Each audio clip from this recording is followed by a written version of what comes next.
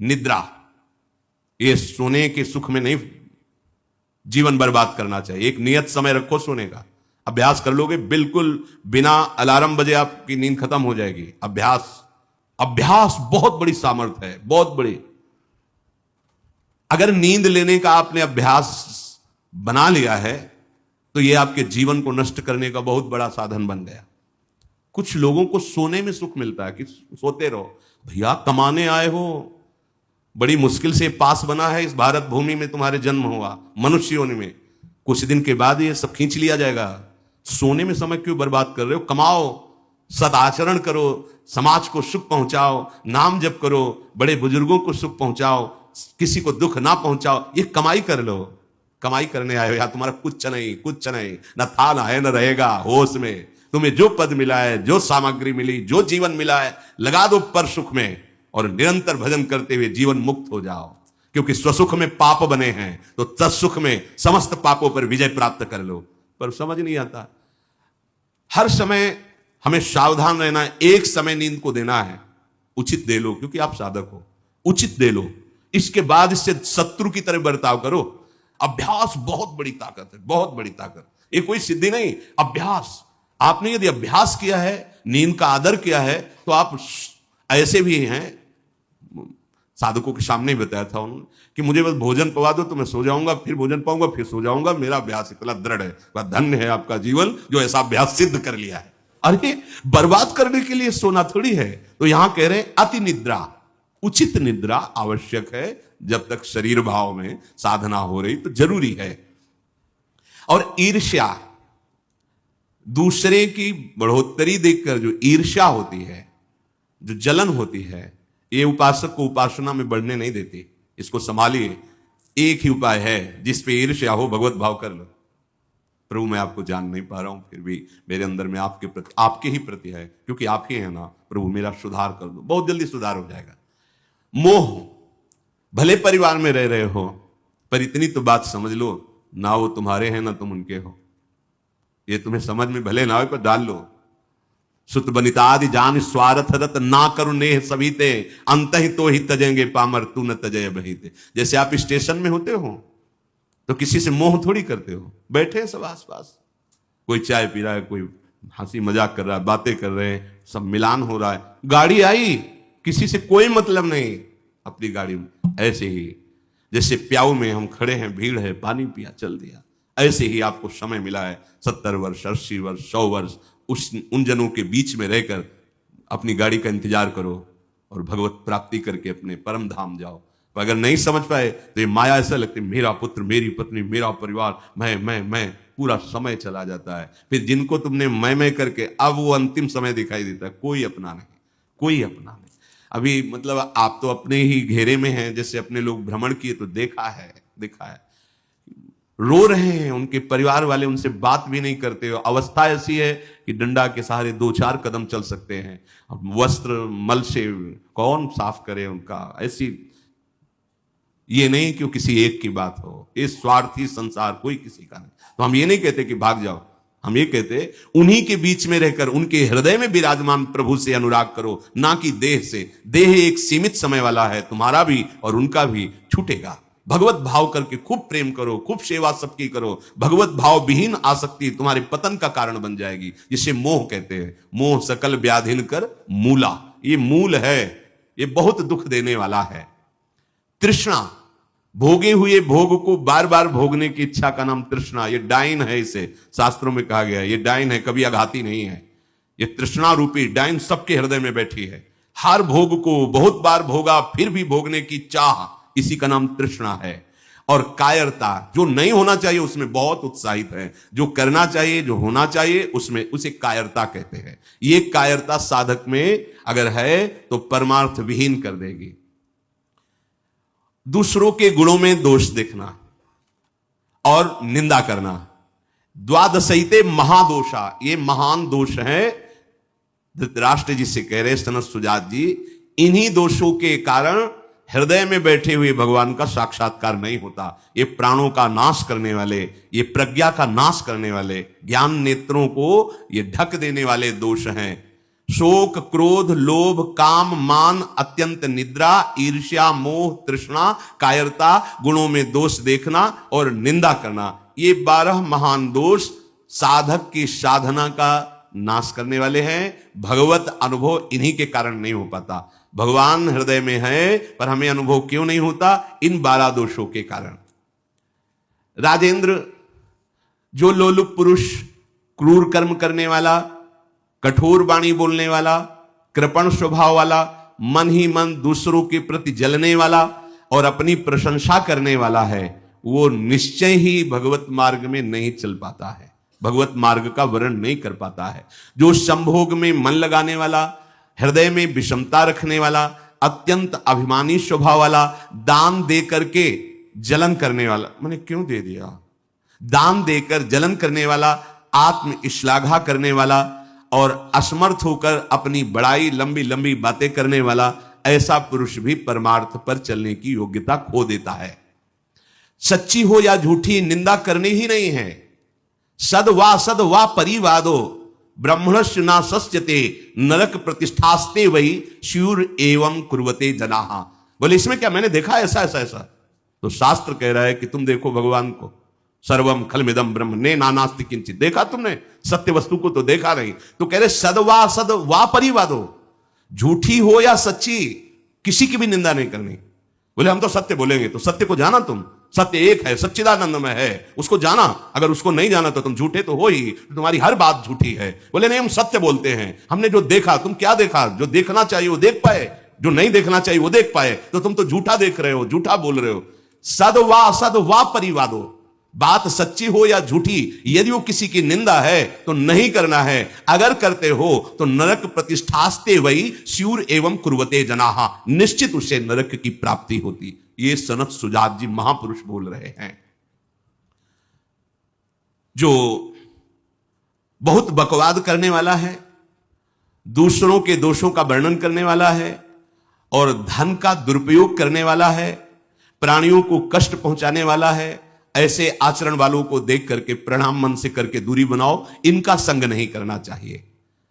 इसलिए वो धन्य है जो सब प्रकार की कुचेष्टाओं का त्याग करके एकांत मन से भगवान श्री हरि की उपासना करते हैं। ना किसी से स्तुति, ना किसी से निंदा, ना किसी से राग, ना किसी से द्वेष। वो महापुरुष बालवत हो जाते हैं, बालवत, निर्विकार, ब्रह्म का साक्षात्कार करके बालवत चेष्टा के द्वारा जीवन व्यतीत करते हैं। वेदों में इसी स्थिति को जीवन मुक्त अवस्था कहते हैं। हे राजन, सच्चिदानंद परब्रह्म की प्राप्ति ही इस जीवन का परम लक्ष्य है। जो इस लक्ष्य को निश्चित करके जो बताए हुए दोष हैं उनका त्याग करके, असाधनों का त्याग करके साधन में स्थित रहता है, निश्चित उसका स्वभाव बालवत।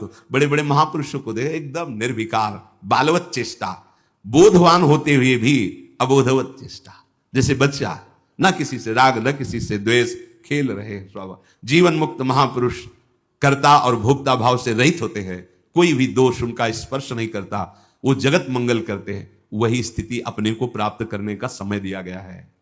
दृढ़ स्थिति प्रभाव नहीं नहीं नहीं, बहुत कृपा से ऐसी ऊंचाई पर आ गए जहां इन द्वंद्वों का प्रवेश नहीं, तो आप फिसलना नहीं, नहीं अब चूक नहीं, हर समय सावधान, सेवा सुमिरन सावधान, हर समय सावधान। एक सेकंड के लिए भी किसी इंद्रिय को छूट नहीं, धोखा पैदा कर देगी, भ्रम पैदा कर देगी, फिर पश्चाताप होगा। लोक चतुर्दश बहुविधि भटक्यो, स्वार्थ लगी मैं हरि बिसरायो। 14 भुवनों में स्मृति जागृत है, जो भगवत साक्षात्कार करने की स्थिति है, उसमें ऐसी स्मृति साफ दिखे। जैसे काकभूषण जी कह, मुझे साफ कल्पों का याद है, जिस समय अंतिम समय होता है जीव का, या जिस समय गर्भ में होता है, दोनों स्थितियों में, गर्भ में उसे बहुत जन्मों की याद आती है, तो वो व्याकुल हो जाता है। ऐसे ऐसे कर्म उनके परिणाम से इस गर्भ में, एक बार प्रभु एक बार मुझे निकाल दो, मैं जाकर के मानव देह में ऐसे सत्कर्म करूंगा, ऐसा भजन करूंगा कि दोबारा मां के गर्भ में ना आना पड़े। जब अंतिम समय होता है तो जितने इस जन्म में दुष्कर्म या सत्कर्म के सब सामने घेर लेते हैं, बहुत जन्मों के कर्म संस्कार छा जाते हैं, और जो उसको योनि मिलनी होती है वही चित्त अटक जाता है आगे। बहुत सावधान, बहुत सावधान। कह रहे हरिराम व्यास जी, 14 लोकों में घूम कर मेरी स्मृति इस समय जागृत, 14 लोकों में घूमा हूं, हर जगह सुख भोग की लालसा में हरि का विस्मरण ही होता रहा। हरि का स्मरण कब होता है अखंड? जब लौकिक सुखों की भोगों की चाह खत्म हो जाती है। होगी कैसे? भगवान नाम जप से। हरि का विस्मरण कब होता है? जब किसी भी भोग में महत्व करके भोग रहे होगे, उस समय हरि, और अगर हरि स्मरण है तो उसमें सुख नहीं मिल सकता, क्योंकि सत्य प्रकाश तुम्हारे साथ है। इसीलिए बड़े भाग्यशाली जन हैं जो रात दिन नाम का पहरा बैठा लिए हैं। रात दिन नाम, उठे बैठे चले फिरे खाए पिए सब क्रियाएं हो रही, और भगवत स्मरण परायण, बड़े महत भाग्यशाली। ये जो लोग कहते हैं ना, अरे नाम में रुचि नहीं हो रही, नाम चल नहीं रहा, भाई सिद्ध तो नहीं हो गए ना। रुचि तो भोगों में है, अब नाम अरुचि पैदा करेगा भोगों में, फिर नाम में जब रुचि आएगी तो नामी का रूप झलकेगा। धैर्य पूर्वक जपिए। 14 भुवनों में घूम आया, इसी स्वार्थ ने सुख भोग की लालसा ने हरि विस्मरण कराया। हरि बिसरायो। करोड़ों ऐसे अपराध किए जन्म जन्मांतरों में, जिन्हें ब्रह्म हत्या कहते हैं, पंच महापाप कहे गए हैं। कैसी बुद्धि मलिन हो गई है कि इन पंच महापापों को हम मनोरंजन समझते हैं, सुख का साधन समझते हैं। मदिरा पीना, पर स्त्री गमन करना, द्वित कीड़ा, हिंसा, स्वर्ण चोरी, ये 5 महापाप हैं। बोले हम तो हिंसा नहीं करते। अगर मांस खाते हो तो हिंसक ही हो, वही दंड मिलेगा जो हिंसा करने वाले को मिला है। वैसे जैसे कोई गौ हत्या करता है और आप मांस खाते हैं, तो बिल्कुल वही हत्या आपको प्रताड़ित करेगी, आपको जलाएगी, आपका नाश करेगी। कोटि गाय ब्राह्मण मारे को ताप पाप उपजायो। ब्रह्म हत्या जैसा पाप लगता है। देखो कैसी मलिनता है। इसको हम आनंद समझते हैं, मनोरंजन समझते हैं। यह है भारी विपत्ति संपत्ति की। बहुत बहुत सावधान। यह ऐसा धुआं उठा है कलिकाल का, मलिनता का, कि पापाचरण में रति है। जैसे निष्ठावान धर्मात्मा पुरुष धर्म से विचलित नहीं हो सकता, ऐसे ही हम अधर्म निष्ठा वाले बन रहे हैं। स्वागत में तो मदिरा ही प्रदान हो रही। कैसा कैसा बुद्धि काम नहीं कर रही। कैसे मंगल होगा, कैसे सुख होगा, जिसे शास्त्र के रचयिता भगवान स्वयं श्री कृष्ण द्वैपायन व्यास देव जी वो कह रहे हैं। ये पंच महापाप है, ये ब्रह्म हत्या के समान है। कैसा कैसा मनोरंजन। मित्र मिले, क्या स्वागत में मदिरा रखी जा रही। और बहुत भाई धनी है, ऐश्वर्यवान, तो मांस भक्षण और व्यभिचार, मनोरंजन के लिए द्वित कीड़ा, दूसरों का धन अपहरण करना, हिंसा करना स्वभाव। क्या हो रहा है? बोले पाप ताप उपजायो, भारी ताप। कल जो है किसी को पूरी चमड़ी सड़ रही है, पूरी चमड़ी चिल्ला रहे, पूरी चमड़ी उधल रही, खून रक्त ऐसे मक्खियां भिन भिना रही। क्या हुआ? कर्म बिगड़ गया, मानव देह मिली, जीना मुश्किल है, प्रतिपल आह। अब जब तक जिए तब तक वो चीखता रहेगा। अर्थ नहीं है औषधि के लिए, कोई पास नहीं जा रहा है। कैसे आप समझो, जब कर्म अपना दंड देना प्रारंभ करेगा तो कोई तुम्हारी रक्षा नहीं कर पाएगा। बात समझो। हरिराम व्यास जी कह रहे हैं, कोटि गाय ब्राह्मण मारे को ताप पाप उपजायो। आप देश विदेश घूम रहे हैं, आप मांस भक्षण कर रहे हैं, क्या आपको यह जानकारी है कि विधर्मियों ने तलवार की नोक पर उसको पवाने की चेष्टा करते थे तो गर्दन कटवा लेते थे जन, पर उसको कभी जवान पे नहीं रखा, ऐसे चीर दिए गए, स्वीकार कर लिया, पर उन्होंने उसको रख। आज तुम पैसे देके खाते हो, तुम जानकारी करते हो कि जो तुम देश विदेश ऐसे घूम रहे हो, गर्दन उतरवाना स्वीकार कर लिया पर चखा नहीं। आज तुम्हारी बुद्धि इतनी भ्रष्ट है कि तुम पैसा देकर उसे खाते हो और अपने को मनुष्य कहते हो, अपने को जो भी नाम दो कि हम ये सनातनी, हम ये धर्म में चलने वाले। आप क्या? सनातन भगवान का नाम है, भगवान का नाम सनातन है। तुम भगवान के हो तो भगवान की आज्ञा का पालन करो। तुम्हारे लिए जो बना हुआ आहार है उसे आप पाओ, धर्म पूर्वक चलो। महापाप हम हर्षित होकर करते हैं, बातें बड़ी बड़ी ज्ञान वैराग्य बड़ी उन्नति की बातें करते हैं, और हमारे आचरण कैसे होते हैं। सुधार करो भाई, सुधार कर लो। अगर आपको ये मानव देह मिला है तो संभाल कर लो, नहीं कितनी योनियों में भटकना पड़ेगा अभी पता नहीं। अज्ञान के कारण लगता है देख लेंगे, कुछ नहीं, सावधान हो जाओ। यदि आप जिस पशु का मांस खाते हैं उसी पशु की हत्या का आपको पूर्ण दंड मिलेगा।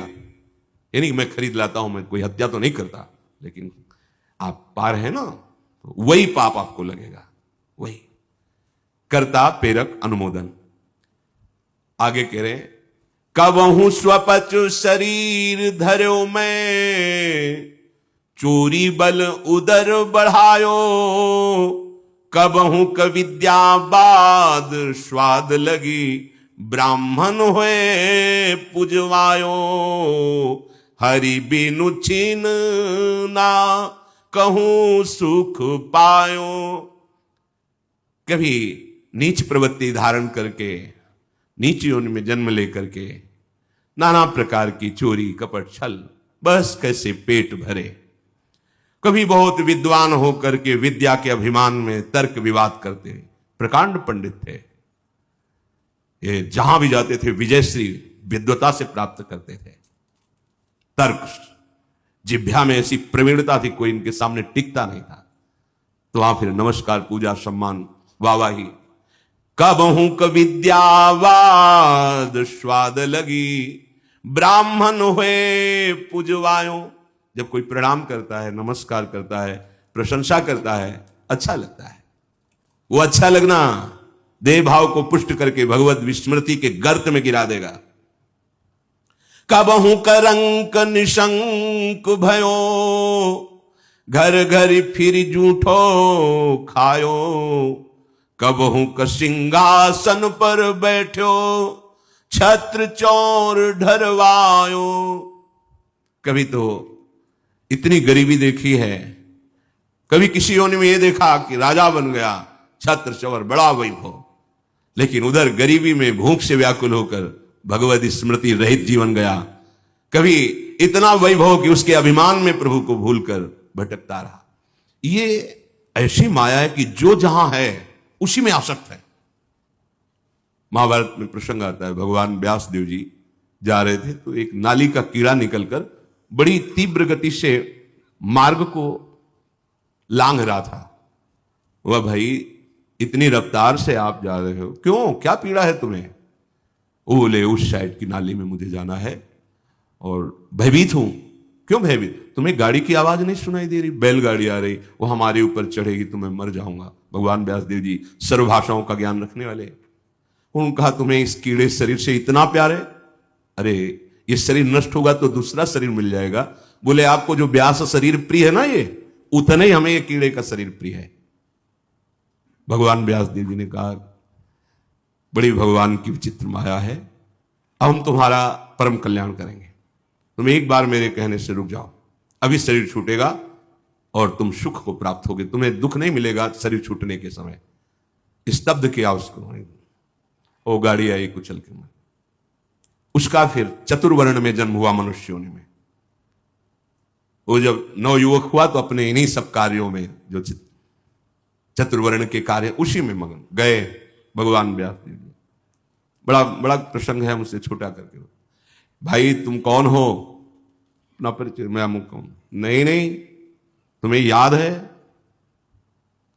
अब स्मृति जागृत हुई, हाँ मैं वही कीड़ा हूं जो आपसे, तो देखो तुम फंस गए ना फिर यहां। जैसे तुम्हें कीड़े का शरीर प्रिय था, ऐसे तुम ये इस शरीर में नहीं नहीं, इसको भी छोड़ो। भगवान व्यास देव जी ने वो शरीर छुड़वाया। क्रम से वो प्रथम वर्ण में जब उस ऐसे राजा बना, तृतीय वर्ण, ओ चवर डुलाए। तुम्हें याद है? हर वर्ण में उसका जन्म हुआ क्रम से। तुम्हें याद है? हाँ मैं चक्रवर्ती राजा हूं, मेरा है वैभव, मुझे स्मृति नहीं नहीं।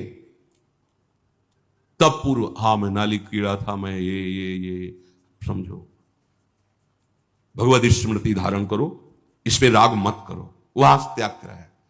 जब प्रथम वर्ण में जन्मा, वो अपने कार्य में विद्वान होकर ऐसे वो पुरोहित फिर भगवान व्यास जी, तुम्हें याद है, शास्त्र याद है, ये सब नहीं, पूर्व स्मृति याद है, पूरी याद कर।